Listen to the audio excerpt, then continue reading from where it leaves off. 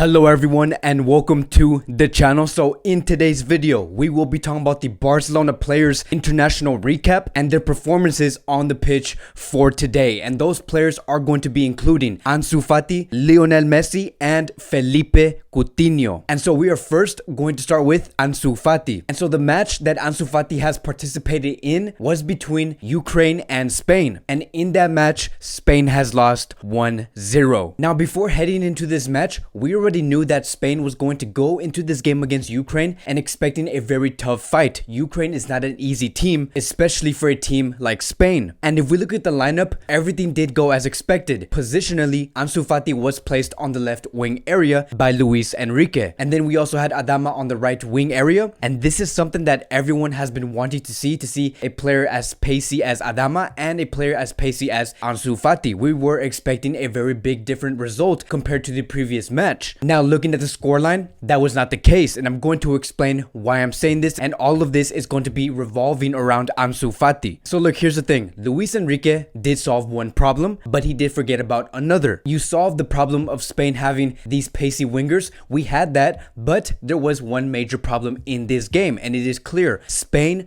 do struggle on scoring goals. And to basically sum up Luis Enrique's Spain, as of now, it is that they do lack finishing in that final third area. They do everything right but finish. And so throughout the match, we can see that Ansu Fati was playing that role as a inverted winger. This is something that we have already seen with Barcelona under Ronald Koeman. If we were to examine Ansu Fati's role under Luis Enrique so far as a left inverted winger, one of his main duties is to beat the players and cross the ball into the box. That is basically how I would sum up Ansu Fati under Luis Enrique in Spain. And if we look at the stats between Ansu Fati and Adama Traore, we can see that Ansu Fati is the second highest crosser in Spain at the moment, and we can see Adama is first place and by a mile. And if we look deeper into detail here, Ansu Fati does have a total of 5 crosses, with 3 of them being accurate. Now, the reason why I want to tell you guys this is because what in the world is Ansu Fati doing in this position, given these duties, when you know that your biggest problem in Spain is to score goals? There is no reason for Ansu Fati to be given these duties. While yes, was Ansu Fati doing great on what Enrique was telling him to do? He was doing absolutely amazing. But again, Spain is a team that does lack goals, and the one player that can give you goals is Ansu Fati. And let's look at Spain's last 5 games. Spain has scored a total of 6 goals throughout those 5 matches, and 4 of those goals that they have scored came from one match, which was against Ukraine. And so knowing that, right, knowing those stats, do you not think that it would make sense to make Ansu Fati as your leading scorer for Spain, to give him those duties to finish that final play? And I think that that is where the biggest problem is at. Like, do you really want to make Ansu Fati as a cross merchant when Ansu Fati is that player that has scored 3 goals in 3 games so far for Barcelona? So for example, why don't we make Busquets or Sergio Roberto or maybe Ricky Puig, who is actually playing in the Spain under-21 team, feed those balls to Ansu Fati instead of making Ansu Fati the feeder and the one that crosses the ball into the box? And so it's going to be very interesting to see what Thiago Alcantara can do when he does come back. I would really love to see Thiago Alcantara making and creating those chances for Ansu Fati. But as of now, whatever Luis Enrique is doing is not working out. Again, is Ansu Fati doing well on what he is being told to do? He is, but that is not his role, nor should it be his role in the first place. And you can see that on the field. There is a disconnect between Ansu Fati and Spain. When Ansu is not making that final pass into the box, then that would lead to Ansu Fati not being involved in any plays. And so here are the bright side of things. Ansu Fati playing for the first team is extremely new. If we were to go back 8 to 10 weeks ago, Ansu Fati did not even have his first match in the first team yet. And I think that because Ansu Fati is so new under Spain with Luis Enrique, I think that in time Enrique is going to understand that maybe this cannot be the right role for Ansu Fati. Maybe Ansu should be that main scorer and that main target to finish those plays in the box. And I think that we will see that. I think that we are going to see a final product, maybe a starting 11 with Busquets,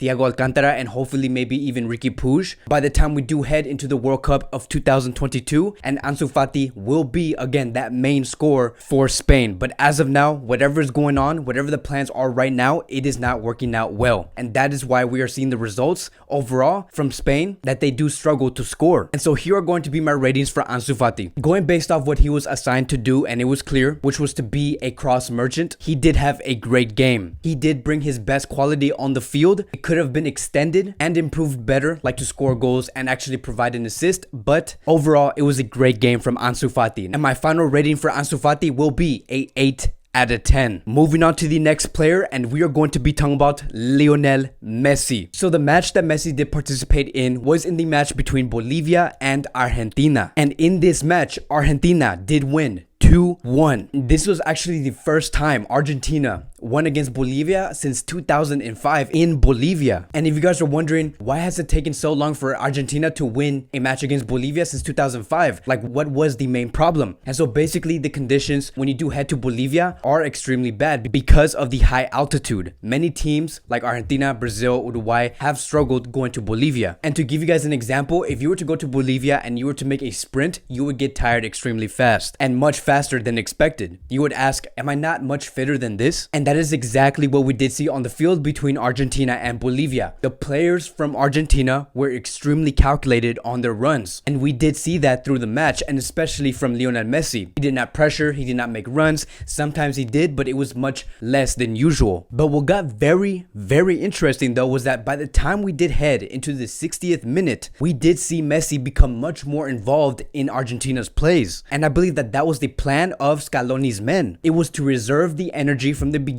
and then go all out in the last 30 to 40 minutes of the match. And if we look at Messi's stats here, we can see that he did end with a total of 5 key passes, with the majority of them coming from the second half. And so it was clear that that was their game plan. Take it easy in the first half, then go all in the second half. And so in result, we did see Messi make a pre-assist that led to the second goal for Argentina, which did give them the win. It was from Messi to Lautaro, and then Lautaro Martinez to Correa. And after examining the past 2 matches for Argentina, if you were to look at Messi's role, you can get a sense of Messi's role on the field. He is that player that is going to be feeding the balls for Lautaro Martinez and Ocampos, and that is a wonderful thing to see, because when you do see Lautaro Martinez and Ocampos on the pitch, you can tell that they do want to score. Like, they want to score for Lionel Messi. They want to get things done. You can sense that type of danger they do want to bring in that final third area. And in the end, it did end with Lautaro Martinez scoring a goal for Argentina. And it says here, according to ESPN, Lautaro Martinez is the first Argentina player other than Lionel Messi to score in a World Cup qualifier since 2016. And hopefully that will not be the last stat we can hear within these next 12 to 15 months. Hopefully we do see more players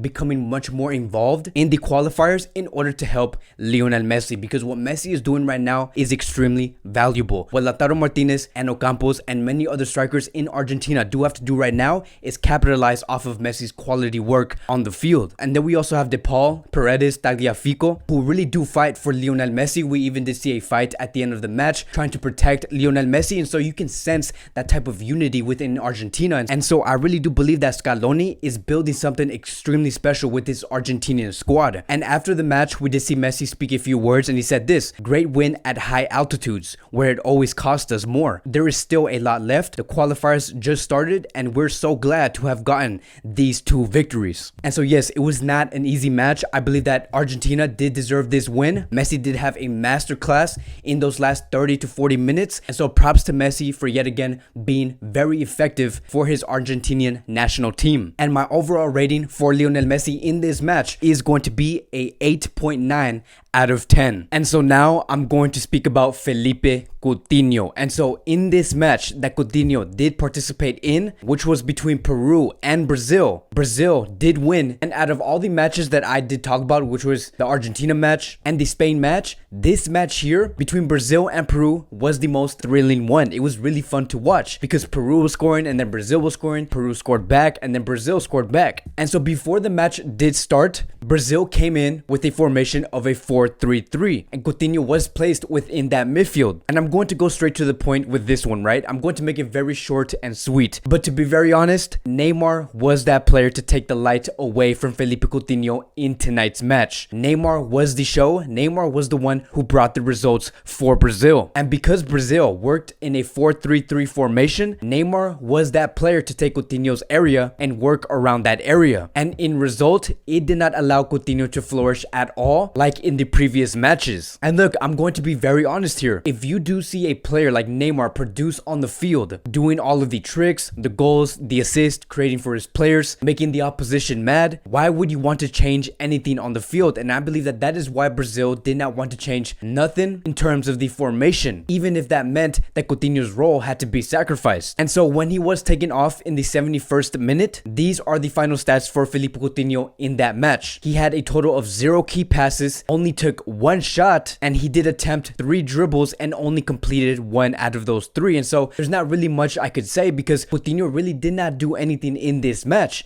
And again, it was only because Neymar wanted to work in the area where Coutinho flourishes, which is right in front of the box. Now, there were some moments where Coutinho was that player to start the play around the middle of the pitch and passed it to the fullbacks or maybe even the forwards, but that's about it. And the other thing that I do want to point out is that I just really don't think that Coutinho can work in a 4-3-3 system. And I think that that is why Koeman is favoriting the 4-2-3-1 at Barcelona, because he knows that if he wants to get the best out of Coutinho, who is a very top quality player, a world-class player, a 4-2-3-1 system has to be in place. And I know for a fact Koeman was looking at this game, which was between Brazil and Peru, and he was looking Coutinho function within this 4-3-3 formation, and he said, yeah, I'm not going to do that. I'm not going to a 4-3-3 anytime soon in Barcelona. And did Coutinho play bad in this match? He did not. In fact, he did not do anything within this match, and I think that that was the problem, is that Coutinho was not going into full effect. And when you do have a player like Coutinho who has so much quality and so much talent within his game, you do want to use